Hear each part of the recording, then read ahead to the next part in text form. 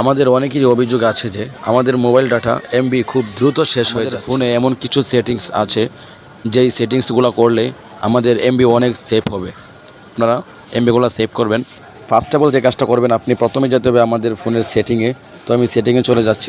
সেটিংয়ে যাওয়ার পরে যে মোবাইল ডাটা এখানে আপনি ক্লিক করে দিবেন। ক্লিক করে দেওয়ার পর এখানে দেখতেছেন ডাটা ইউসেজ, এখানে আপনারা ক্লিক করে দিবেন। ক্লিক করার পরে এখানে দেখবেন যে ডাটা সেভিং, এই যে নিচে দেখবেন ডাটা সেভিং নামের অপশনে ক্লিক করে দিবেন। দেওয়ার পরে এখানে টিকমার্ক করে দিবেন। আমার টিকমার্ক করা দেওয়া আছে, আপনারা টিকমার্ক করে দিবেন। অনেকের প্রশ্ন থাকতে পারে যে আমাদের ডাটাগুলো কিভাবে সেভ হবে।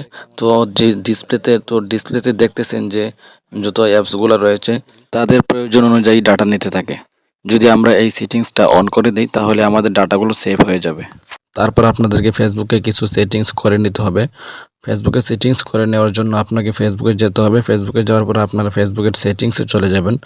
সেটিংসে যাওয়ার পরে নিচে স্ক্রল করে আসবেন। আসার পরে দেখবেন এখানে মিডিয়া নামের অপশন দেওয়া রয়েছে, এখানে আপনারা ক্লিক করবেন।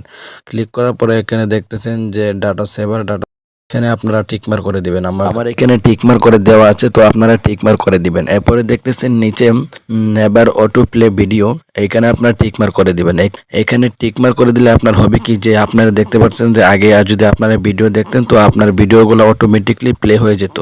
এই সেটিংসটা করার কারণে আপনার ভিডিওগুলো প্লে হবে না। প্লে না হওয়ার কারণে আপনার এমবিগুলো ডাটাগুলো আপনার সেভ হয়ে যাবে। তারপরে আপনারা চলে যাবেন ইউটিউবে যাওয়ার পর আপনারা এখানে দেখতে পাচ্ছেন চ্যানেল আপনারা ক্লিক করবেন। ক্লিক করার পরে আপনারা যাবেন সেটিংসে যাওয়ার পরে এখানে দেখতেছেন ডাটা সেভিং, তো আমরা ডাটা সেভিংয়ে ক্লিক করে দেব। ক্লিক করে দেওয়ার পরে এখানে দেখতে পাচ্ছেন ডাটা সেভিং মোড, এটাকে আপনারা অন করে দিবেন। তারপর আমাদেরকে যেতে হবে প্লে স্টোরে যাওয়ার পর আপনারা চলে যাবেন প্রোফাইলে যাওয়ার পর চলে যাবেন সেটিংসে যাওয়ার পর এখানে দেখতে পাচ্ছেন নেটওয়ার্ক প্রেফারেন্স, আপনারা এখানে ক্লিক করে দিবেন। তারপরে অটো আপডেট অ্যাপস, এখানে ক্লিক করে দিবেন। নট অটো আপডেট অ্যাপস, এখানে টিকমার্ক করে দিবেন।